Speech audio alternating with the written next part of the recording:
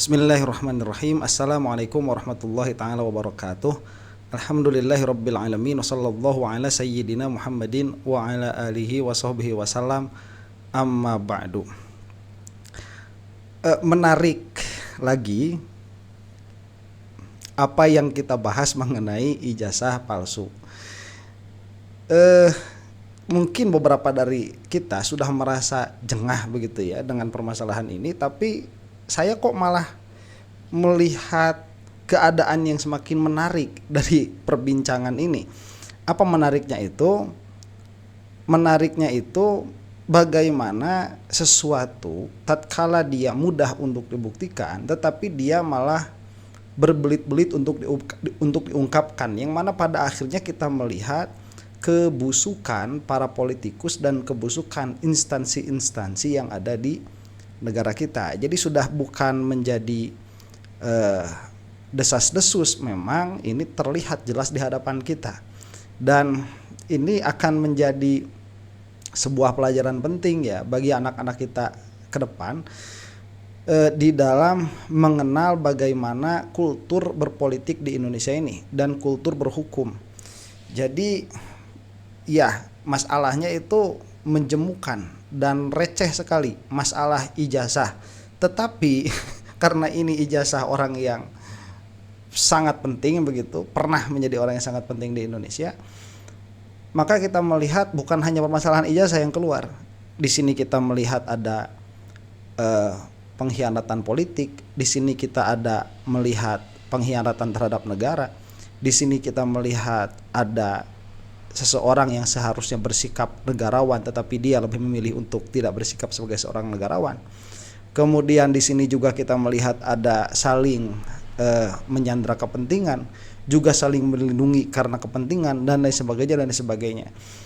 Maka ini menjadi seri yang luar biasa panjang, yang sayangnya ini bukan fiksi tapi ini adalah kenyataan begitu.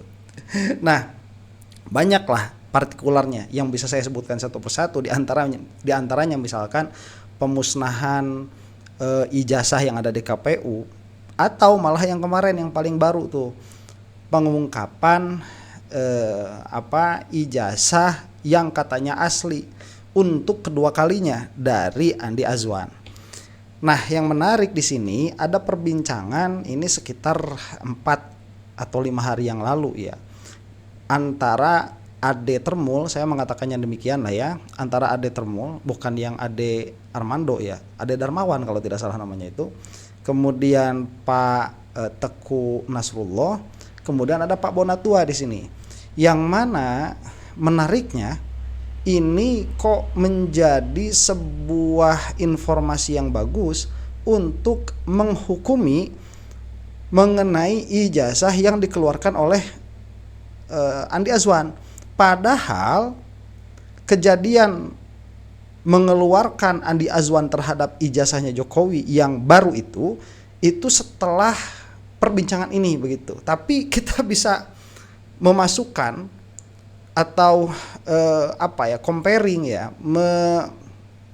membandingkan argumen yang dibangun oleh Pak Bonatua dan Pak Nasrullah ini kepada apa yang dikeluarkan oleh Andi Azwan. Nah, untuk memahami apa yang saya katakan, kita langsung saja masuk kepada video yang akan kita saksikan ini.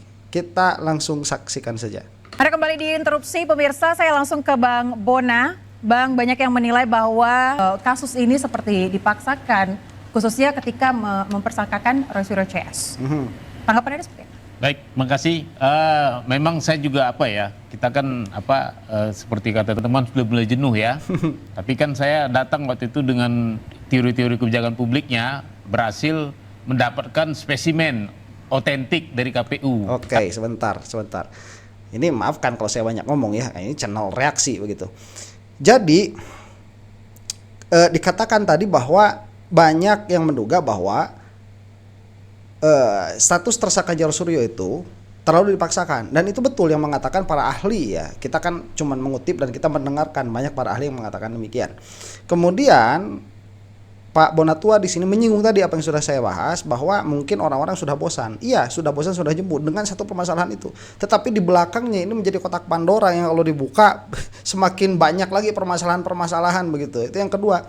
Yang ketiganya kemudian harus diingat bahwa tuduhan palsu terhadap ijazahnya Jokowi ini itu tidak hanya dilontarkan oleh penelitiannya Roy Suryo dan kawan-kawan, tetapi ada juga dilontarkan oleh peneliti arsip publik begitu. Siapa itu? Ya Pak Bonatua ini, yang mana beliau itu pengamat kebijakan publik begitu. Ini juga sama. Jadi tatkala Andi Azwan itu ya mengeluarkan ijazah yang kedua yang sudah kita bahas kemarin itu 100% palsu, itu tidak menyelesaikan permasalahan, karena di sisi lain ada Pak Bonatua yang meneliti ijazah Jokowi dengan metode yang amat sangat berbeda begitu, dan ini akan sangat valid sekali. Makanya kemarin waktu masuk ke KIP kan gelagapan tuh si siapa Tremul itu ya yang diwakili oleh kepolisian, KPU, UGM itu babak belur semua sudah.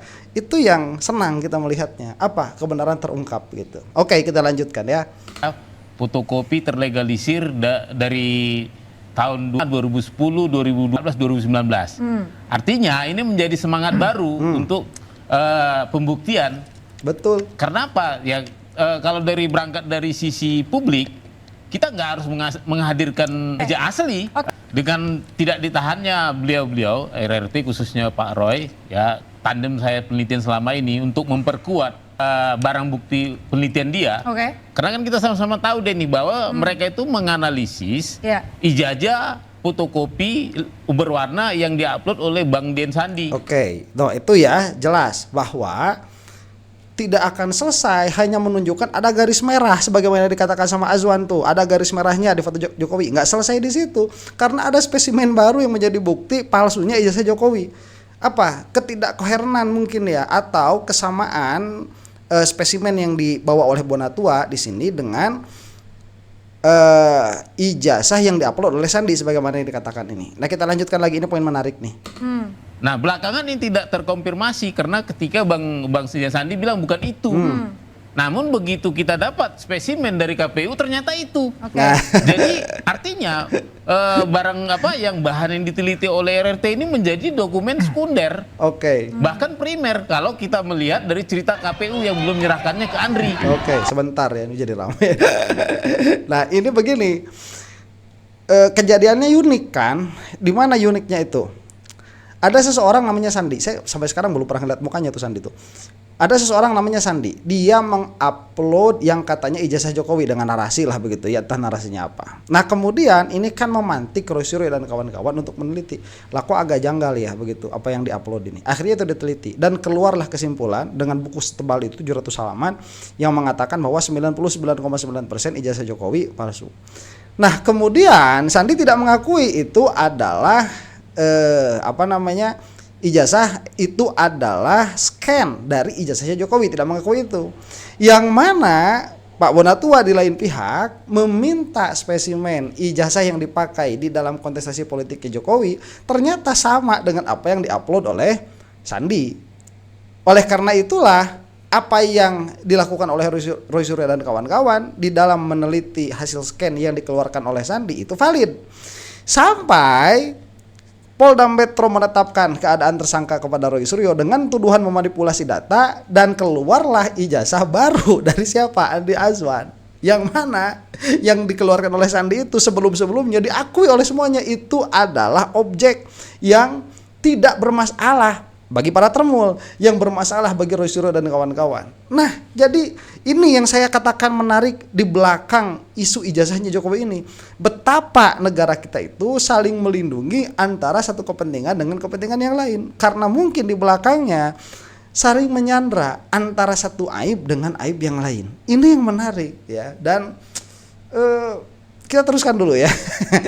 Seandainya KPU menyerahkan dokumen ke Andri, ijazah otentik, ya bisa jadi ke KPU itu tinggal terus Pak. Ini dipotong dulu sebentar ya. Bentar ya.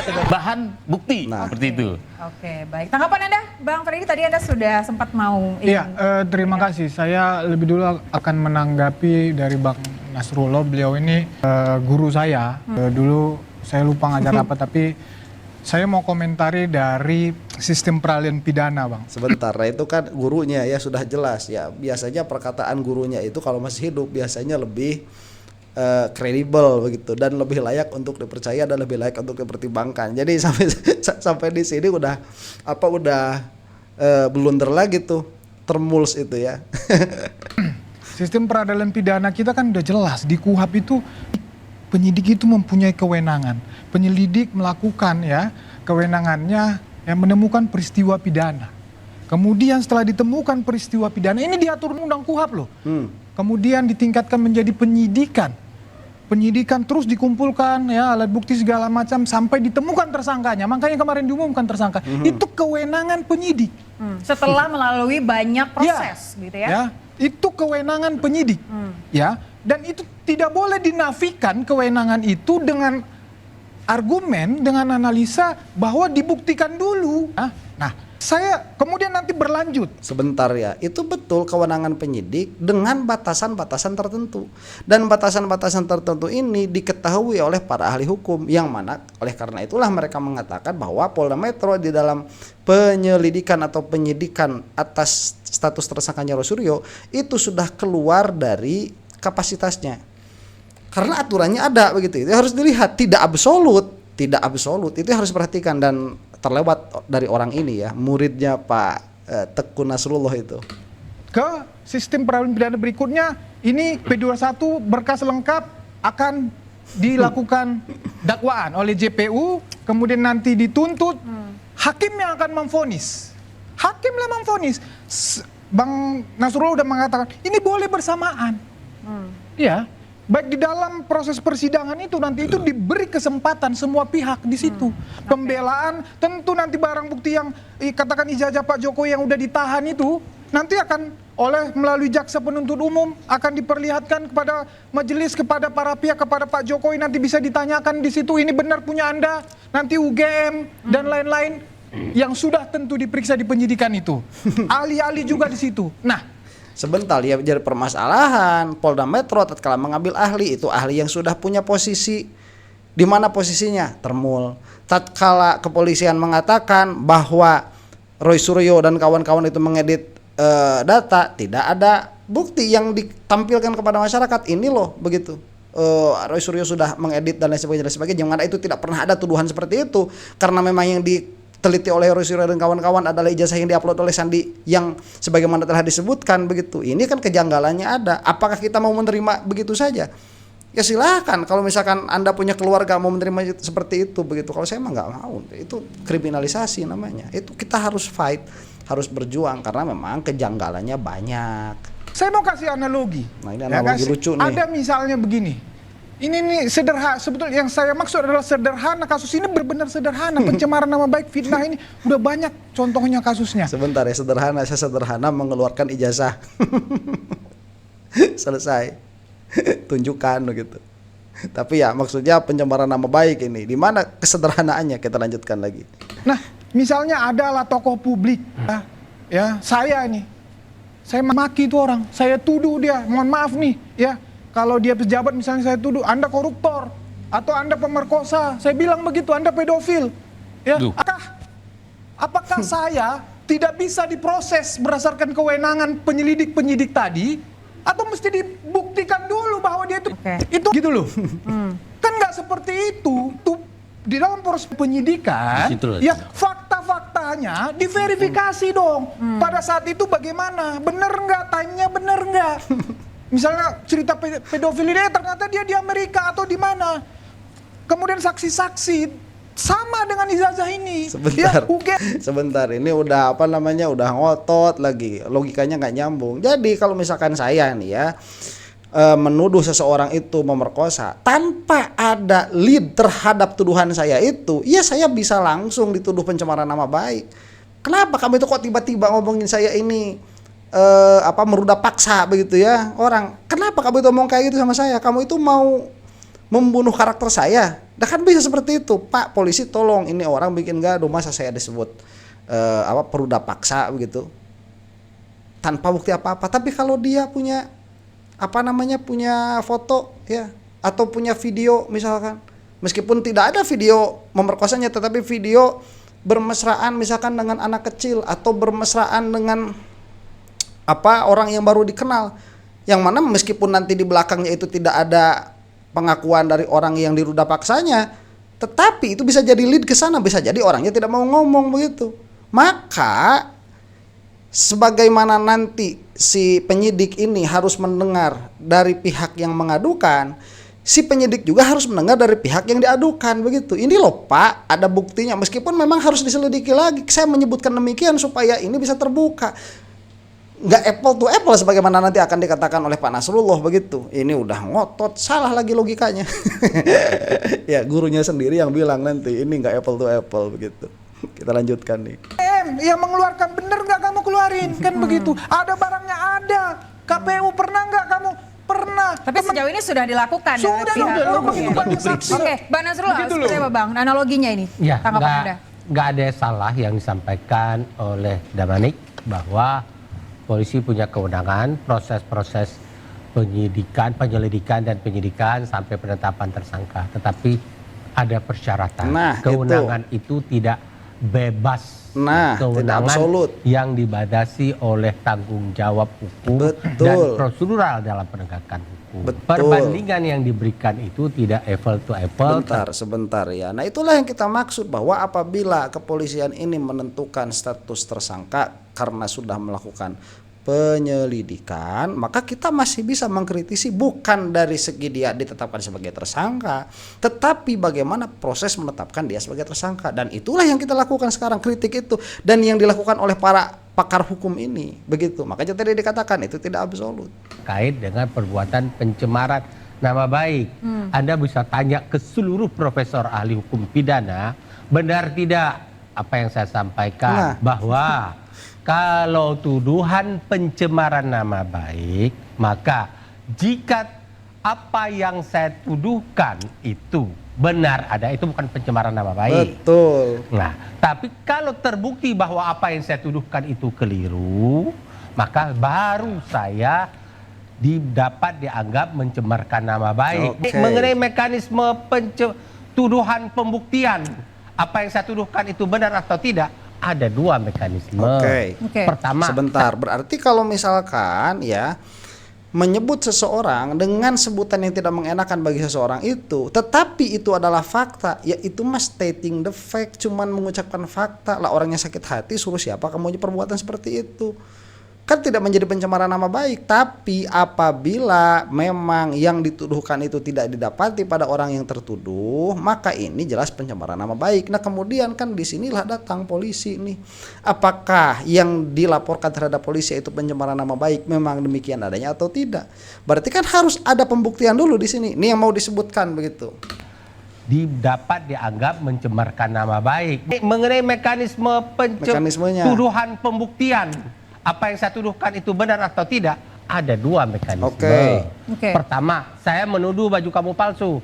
Saya bisa menghadirkan bukti, ini buktinya. Tapi kalau saya nggak bisa menghadirkan karena saya tidak punya akses, maka kamulah yang membuktikan bahwa baju kamu asli. Oke. Nah, itulah kamu sebagai orang yang punya hak membela diri bahwa nama kamu dicemarkan. Tapi saya punya hak untuk tidak mau membuktikan itu. Punya hak, tetapi Anda tidak bisa menuduh orang mencemarkan nama baik. Anda Oke, ini bagus sekali ya. Bagus sekali presenternya nih. Jadi begini, kita terusin aja dulu sebentar ya. Kita mundur dulu sebentar, terus sebentar nih. Nah, itulah kamu sebagai orang yang punya hak membela diri bahwa nama kamu dicemarkan. Tapi saya punya hak untuk tidak mau membuktikan itu. Punya hak, tetapi Anda tidak bisa menuduh orang mencemarkan nama baik. Oke. Anda menutup kebenaran, apalagi kalau Anda pejabat publik. Oke, nah jadi waktu Jokowi ini dituduh oleh Roy Suryo dan kawan-kawan dengan landasan penelitian yang dilakukan, buku setebal 700 halaman itu, bahwa ijazahnya palsu, itu kan sudah membuktikan Roy Suryo itu dengan akses sebisa mungkin yang mereka dapatkan, yaitu hasil scan yang dikeluarkan oleh Sandi tersebut. Kemudian Pak Jokowi ini kalau dia tidak mau menunjukkan ijazah aslinya dan membela harkat martabat dirinya di hadapan publik, kalau tidak mau, jangan menuduh Roy Suryo ini mencemarkan nama baik begitu. Jadi kan sebetulnya tidak ada tuduhan pidana terhadap bukan tuduhan ya, tidak ada laporan pidana terhadap Pak Jokowi sampai saat ini. Yang mempermasalahkan Jokowi itu sedari awal, yang mempermasalahkan pidana itu sedari awal Jokowi itu, dari Gus Nur, kemudian siapa satu lagi itu ya, saya lupa terus namanya ini. Dari Gus Dur, kemudian yang satunya lagi tuh sudah 2 orang kan yang menjadi terpidana tuh gara-gara Jokowi melaporkan kepada polisi. Harusnya Jokowi diam aja kalau nggak mau menunjukkan ijazahnya begitu. Nanti juga bakal diam-diam sendiri. Karena memang sampai saat ini tidak ada laporan pidana atas Jokowi mengenai ijazah palsu itu, nggak ada. Ini kan cuman keributan-keributan di publik aja, cuman telinganya Jokowi tipis langsung saya laporkan begitu. Waktu dilaporkan ternyata polisinya termul. Lucu kan pada akhirnya begitu. Pejabat publik itu punya tanggung jawab moral. Nah, apalagi kalau pejabat untuk publik menjaga ketenangan kehidupan berbangsa dan bernegara. Anda apalagi seorang mantan presiden loh, mantan presiden yang punya tanggung jawab, apalagi begini ya. Ada ayat 4 pasal 310 Undang-Undang KUHP dan diadopsi juga oleh pasal 27 Undang-Undang ITE yang menyatakan bahwa tidak dapat dipidana orang yang melakukan sesuatu tuduhan terkait dengan kepentingan umum atau membela dirinya. Nah, kemudian pertanyaannya adalah apakah Roy Suryo menuduh itu terkait dengan kepentingan pribadinya untuk menjatuhkan Pak Jokowi atau mungkin dalam ranah kepentingan umum. Nah, saya melihat tuduhannya Roy Suryo itu terkait dengan persyaratan yang ditentukan oleh peraturan perundang-undangan untuk mendaftar sebagai calon presiden. Terus persyaratan itulah salah satunya ada ijazah.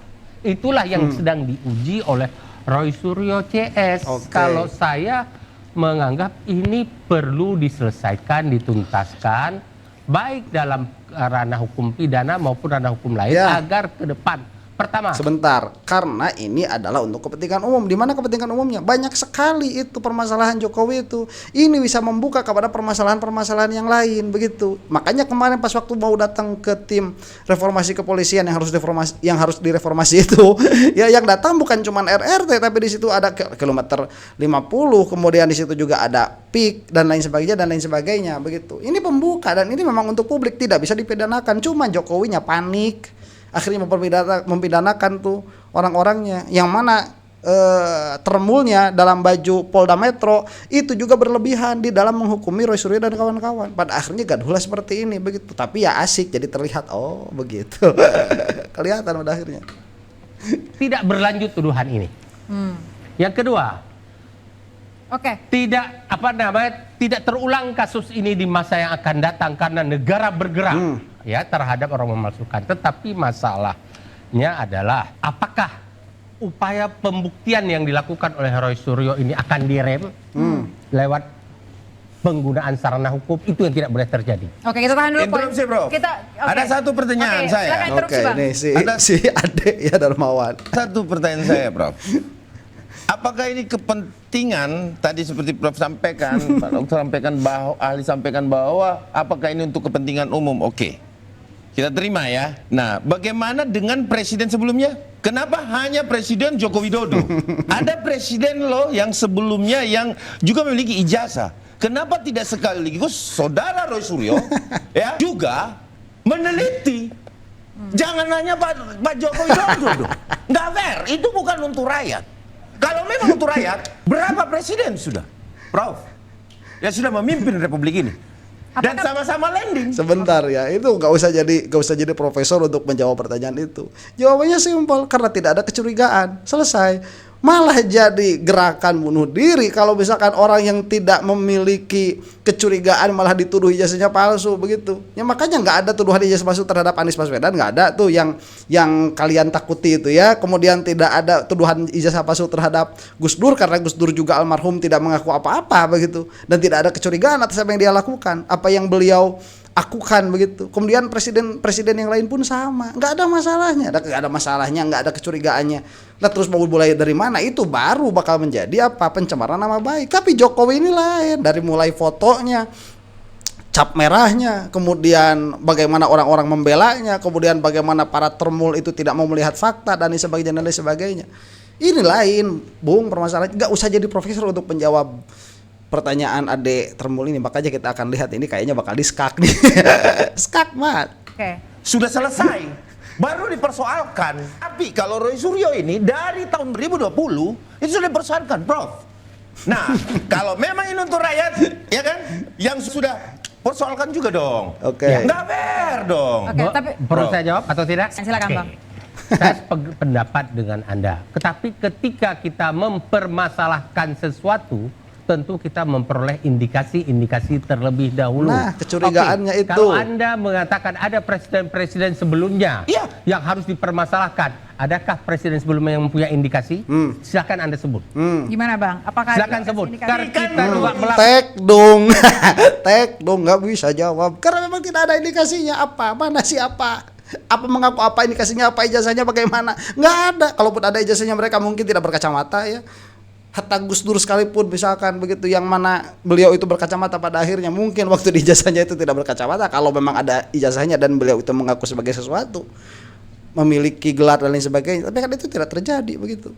Ya memang nggak ada tekdung, coba. Bukan bersama ini. Prof kan bilang, katakan Dia bahwa fokus Roy Suryo itu meneliti untuk rakyat. Kepentingan umum. Ya semuanya yang harus diteliti dong. Ya. Jangan cuma Presiden Joko Widodo. Jadi Kalau mungkin nggak ada indikasi, ngapain Loh, kita apa buka terlalu jauh?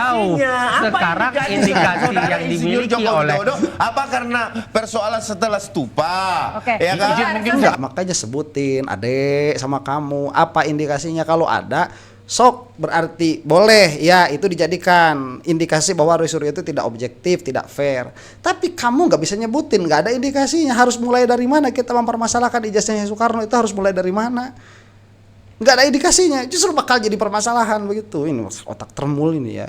Kan itu persoalannya. Sebentar, selesaikan dulu Bang Nasrullah tadi Oke, maksudnya seperti apa? indikasi yang disampaikan oleh Roy Suryo sebagaimana statement dia ya, bahwa pertama gelar Dr. Andes atau insinyur, kemudian ada yang menyatakan pembuatan ijazahnya itu ada yang sampai mengatakan kampus, maaf ya, ini istilah yang digunakan oleh para itu ya, Iya. kampus pramuka Ya. dan segala macam. Kemudian ada statement, nah ini indikasi sehingga dia masuk ke ranah itu. Oke. Saya tidak tahu, saya tidak berani mengatakan bahwa ijazah Pak Jokowi asli atau palsu. Yang harus dilakukan ketika ada tuduhan kayak begitu, tinggal Pak Jokowi, ini ijazah saya, duduk bersama, Anda periksa kemanapun, Oke. lakukan pemeriksaan. Ngapain sampai putra-putra terbaik bangsa harus masuk penjara? Mau 100 orang lagi? Baik, saya ke Bang Setelah Arif Roy dulu. Suryo Oke, CS, apakah akan ada Roy Suryo berikutnya? Sebentar, itu sudah selesai ya, lihat sendiri videonya. Jadi ya itulah otak termul ya. Disuruh ngeluarin mana indikasinya gak bisa jawab, malah kesana kemari, tapi menuntut semuanya harus diusut begitu kan, lucu pada akhirnya. Ini beda, indikasi terhadap Jokowi itu banyak, bukan hanya dari satu sisi, tapi juga dari sisi yang lain, dari kebijakan publik pun demikian. Kemudian ada kemarin citizen lawsuit pun demikian begitu ya. Ini banyak sekali permasalahannya, dan mudah-mudahan tidak ada anak cucu Anda yang menjadi, dan anak cucu kita termasuk saya begitu ya, yang menjadi termul. Mudah-mudahan nggak ada, karena otak mereka rusak begitu, cara berpikir mereka rusak. Demikian, wallahu taala a'lam bissawab. Assalamualaikum warahmatullahi taala wabarakatuh.